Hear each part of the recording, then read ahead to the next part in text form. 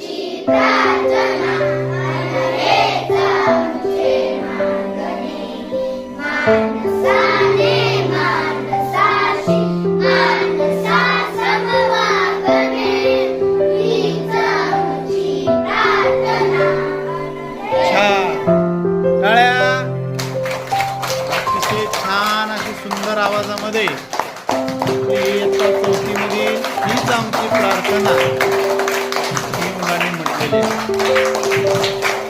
छान, धन्यवाद.